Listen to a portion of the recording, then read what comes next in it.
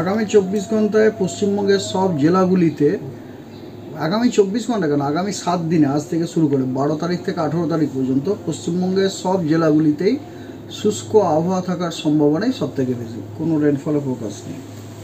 তবে আপনার minimum temperature below normal থাকবে, 2 থেকে 3 ডিগ্রি বিলো নর্মাল থাকবে। মানে ধরে নিন, এমনকি আমাদের কলকাতাতেই যদি বলি, কলকাতাতেও কিন্তু টেম্পারেচার বিলো 15 থাকছে মিনিমাম টেম্পারেচারটা। আর বেশ কয়েকটি জেলাতে কোল্ড ওয়েভ, শৈত্যপ্রবাহের সতর্কবার্তাও রয়েছে।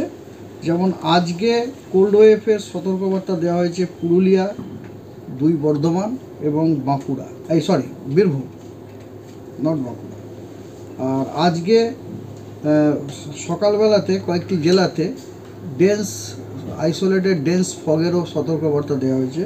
সেগুলো হলো উত্তর দিনাজপুর, দার্জিলিং, জলপাইগুড়ি এবং কোচবিহারে।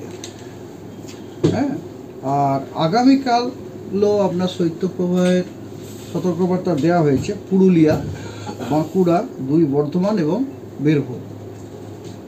তবে কোনো ফগের সতর্কবার্তা নেই। আর আগামী পরশু দিন 14 তারিখে শৈত্যপ্রবাহের সম্ভাবনা রয়েছে পুরুলিয়া, বাঁকুড়া, বর্ধমান এবং বীরভূম। মানে এই জেলাগুলোতে, এবং 4টে জেলা, বর্ধমান তো 2টো, পশ্চিম পূর্ব, এই 4টে জেলাতে কিন্তু আপনি দেখুন আপনার 12, 13, 14 এই 3 দিনেই আপনার কোল্ড ওয়েভের সতর্কবার্তা রয়েছে। আজকে আমাদের কত আছে? আজকে আমাদের এখানকার তাপমাত্রা, কোথাকার তাপমাত্রা? কলকাতার সকালে মিনিমাম টেম্পারেচার 13.8 ছিল মনে হয়। হ্যাঁ, কালকেও আপনার ওরকমই থাকবে, 13-র মতো। কালকেও 13-র মতোই থাকবে।